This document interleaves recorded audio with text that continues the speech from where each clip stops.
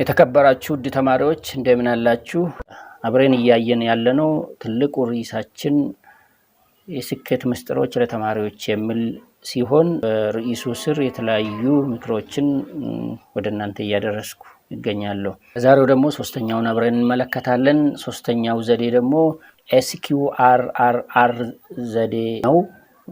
ይሄ ዘዴ በ1946 እንደ አውሮፓውያን አቆጣጠር በታዋቂ አሜሪካዊ የትምህርት ፈላስፋ ፍራንሲስ ፒ ሮቢንሰን የተቀረጸ ስትራቴጂ ነው። ቃሉ ስያሜውን ያገኘው ከአምስት ቃላት ከተወሰዱ ከእንግሊዘኛ የመጀመሪያ ፊደላት ነው። እንግዲህ እነሱን አንድ በአንድ እንመለከታቸዋለን።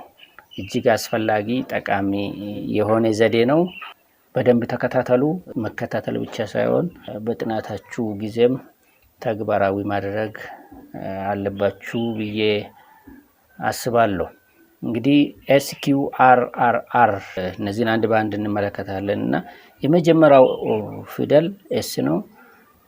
S የሚወክለው ሰርቬይ የሚል ነው። Q question ሶስት አሮች አሉ። እንግዲህ የመጀመሪያው R read፣ ሁለተኛው R recite፣ ሶስተኛው R review ነው። ስለዚህ እነዚህን አንድ በአንድ እንመለከታቸዋለን። እንግዲህ ምን ማለት እንደሆኑ ቃላቶቹ የመጀመሪያው እንግዲህ S ነው ብለናል። S ሰርቬይ የምንለው በአማርኛ መቃኘት ብለን ልንተረጉም እንችላለን እና ምን ማለት ነው?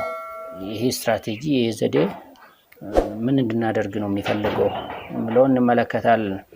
እንግዲህ ስናጠና በጣም አስፈላጊ በሆኑት ነጥቦች ላይ በማተኮር በአይናችን መቃኘት አለብን።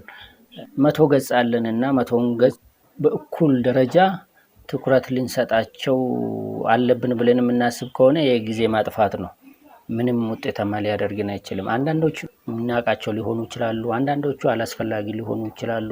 ግን ከነዚህ ከ100 ገጽ ወይ 200 ገጽ የምናነባቸው ነገሮች ጠቃሚ የሚሆኑት አሉና እነሱ ብቻ ላይ ትኩረታችን ማድረግ ያስፈልጋል። ይህ ዘዴ ነው። ስለምናውቃቸው ነገሮች ደግመን በማንበብ ጊዜ ማጥፋት የለብንም። ምክንያቱም ከታች ጀምረን እየተማረን የመጣን ሰዎች ስለሆነን ሁሉም ነገር አዲስ ናቸው ልንን አንችልም። በቀላሉ የምንረዳቸው ነገሮች አሉ እና በዋናነት ዋና የሆኑ ነጥቦችና ትኩረት የሚፈልጉት ነገሮች ላይ ትኩረት በማድረግ መቃኘት ያስፈልጋል።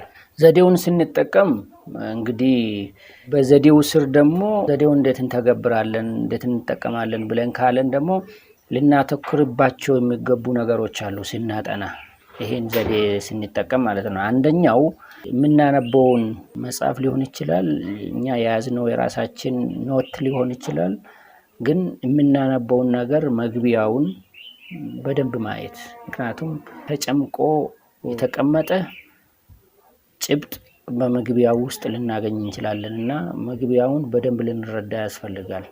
ምክንያቱም መግቢያው ሙሉ ሀሳቡ ልናነብ ያለነው ነገር ምን እንደያዘ ምን ነገሮች እንዳሉበት ሊነግረን ስለሚችል በደንብ ሀሳቡን እንድንረዳ ያደርገናል እና በመጀመሪያ መቃኘት የሚለውን ዘዴ ስንጠቀም ትኩረት የምናደርገው አስፈላጊ ነጥቦች ላይ ብቻ ነውና ስንጀምር አንደኛ መግቢያውን የምናነበውን ነገር መግቢያውን በደንብ ልንረዳ ያስፈልጋል።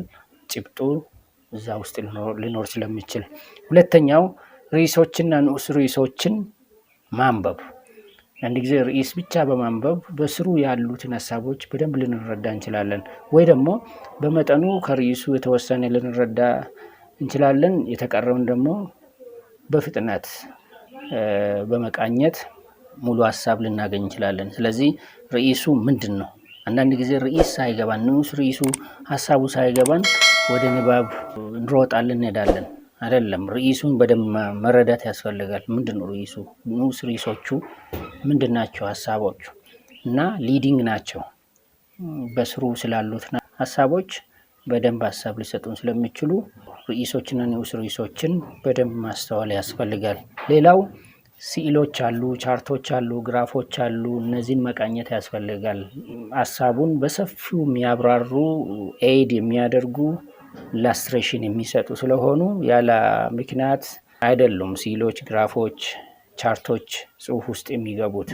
በደንብ ግልጽ ለማድረግ ስለሆነ እነሱን በመረዳት የተቀሩትን ሀሳቦች በፍጥነት በማንበብ ልንረዳ የምንችልበት አጋጣሚ ሊፈጥሩልን ስለሚችሉ ንባባችንን ጥናታችንን ቀላል እንዲሆን ያደርጉልናል።